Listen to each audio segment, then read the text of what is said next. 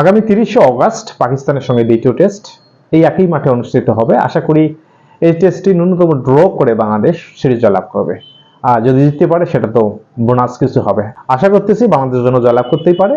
আর বাংলাদেশের যে body language, আমার মনে হয় প্রথম টেস্টের চেয়ে দ্বিতীয় টেস্টটা ভালোই খেলার কথা। পাকিস্তানের হারের কারণ অনেকগুলো রয়েছে, সেই কারণগুলো নিয়ে আমরা এখন আলোচনা করব। শহীদ আফ্রিদি অনেক খেপেছেন পাকিস্তান দলের উপর, কারণ বা একাদশ গঠন ওনার একদম পছন্দ হয়নি। শহীদ আফ্রিদি ক্রিকেটীয় দৃষ্টিকোণ থেকে একদম রাইট, এবং উনি বাংলাদেশ টিমকে বাহবা দিয়েছেন ভালো খেলার জন্য। পাকিস্তান দলের হারের পেছনে মোটা থেকে কয়েকটি কারণ রয়েছে। প্রথম কারণ তো অবশ্যই বাংলাদেশ দল ভালো খেলেছে। তারপরের যে কারণগুলো, পাকিস্তান এই টেস্টটি খুবই হালকাভাবে নিয়েছিল, কারণ তারা 2 দিন আগেই টেস্ট টিম ঘোষণা করেছে, এবং এর অর্থ হলো তারা হয় খুবই আত্মবিশ্বাসী অথবা প্রতিপক্ষকে ঠিকমতো জাজ করতে পারতেছে না বা প্রতিপক্ষকে শক্তিশালী মনে করতেছে না। দ্বিতীয় যে কারণটি, একাদশ সিলেকশন। সাবকন্টিনেন্টে কোনো খেলা কিন্তু স্পিনার থাকবে না, এটা অবশ্যই অবাক করা এবং অবিশ্বাস্য একটা ব্যাপার। সেই অবিশ্বাস্য ব্যাপারটাই পাকিস্তান করেছে। তাদের একাদশে কোনো জেনুইন স্পিনার ছিল না, যে কারণে তারা ভুগেছে। কারণ আপনি দেখেন, পাকিস্তান তাদের প্রথম ইনিংসে 448 রান 6 উইকেটে ডিক্লেয়ার করে দেয়, এবং দ্বিতীয় ইনিংসে অল আউট হয়ে 146 রান। এই যে 16 উইকেট পড়লো, তার মধ্যে 9টি উইকেট মেহেদী মিরাজ এবং সাকিব আল হাসান নিয়েছে। তার মানে প্রায় অর্ধেকেরও বেশি উইকেট স্পিনার দ্বারায় বাংলাদেশ টিম নিয়েছে। পক্ষান্তরে পাকিস্তান কোনো স্পিনারই রাখেনি।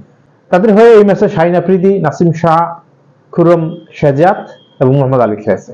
পাকিস্তানের টিমটা অনেক তরুণ হলো, যদি একজন জেনুইন স্পিনার থাকতো তাহলে টিমটা একটু ব্যালেন্স হতো। সেক্ষেত্রে রেজাল্ট কি হতো সেটা বলা যাবে না, অবশ্যই জিততে গেলে ভালো খেলেই জিততে হতো।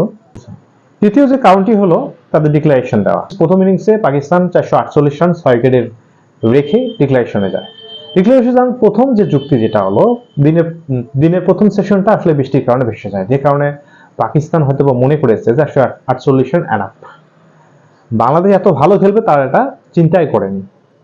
তবে আর একটা সেশন যদি খেলতে পারতো পাকিস্তান, সম্ভবত এই টেস্টটা ড্র হতো। এটাও হয়তো পাকিস্তানের ক্যাপ্টেনের মাথায় ছিল, কারণ পাকিস্তানও জেতার জন্যই মূলত ইনিংসের ডিক্লারেশন দিয়েছে।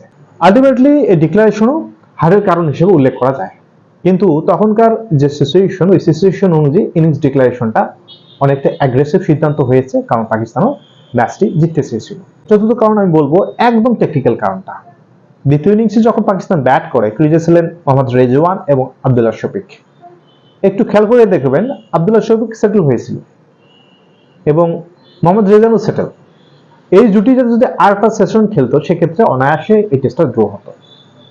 টার্নিং পয়েন্টটা কোথায়? টার্নিং পয়েন্ট যখন রেজওয়ান রেডি ছিল না, সাকিব আল হাসান বল করতে গিয়েছিল, রেডি ছিল না, রাকের মাথা কি করলো, সাকিব আল হাসান একটা থ্রু দিল রেজওয়ানের গায়ে বরাবর, কিন্তু ইচ্ছা করে থ্রুটা দেওয়াতে তার গায়ে লাগেনি। এই যে একটা টেকনিক্যাল বিহেভ, যদিও আমি এটা খুব একটা সাপোর্ট করতেছি না, তারপর এটা পরিকল্পনার অংশই ছিল সাকিব আল হাসানের। রেজওয়ান ঘাবড়ে না গেলেও অপোজিট প্রান্তে যে ব্যাটসম্যান ছিলেন আব্দুল্লাহ শফিক, তুলনামূলক কম এক্সপিরিয়েন্স, উনি কিন্তু একটু জিনিসটা এগোতে নিয়ে নেয়, যে কারণে মোহাম্মদ রেজওয়ান 1 রান নেওয়ার পর যখন আব্দুল্লাহ শফিক স্ট্রাইকে যায়, প্রথম বলটা ডিফেন্স করলেও দ্বিতীয় বলটা কিন্তু একটু ফ্লাইট দিয়েছিল সাকিব আল হাসান, বা এই ফাঁদে পা দিয়ে আব্দুল্লাহ শফিক কিন্তু ডাউন দ্য উইকেটে এসে মারতে গেছে। এই সেটেল জুটি যে একটা উইকেট পড়ে গেল এই টেকনিক্যাল কারণে, পাকিস্তানে কিন্তু আস্তে আস্তে ধস নামলো।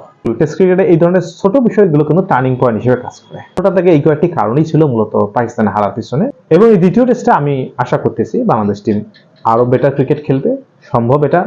এবং বাংলাদেশের মধ্যে এখন যে টিম স্পিরিট রয়েছে, এই স্পিরিটটা যদি কাজে লাগায়, দ্বিতীয় টেস্টেও ভালো কিছু করা সম্ভব। একই মাঠে খেলা, সুতরাং আমরা আশা করতেই পারি। আর আমি আরো আশা করতে পারি আপনারা আমার চ্যানেলটিকে সাবস্ক্রাইব করে দেবেন। ধন্যবাদ সবাইকে।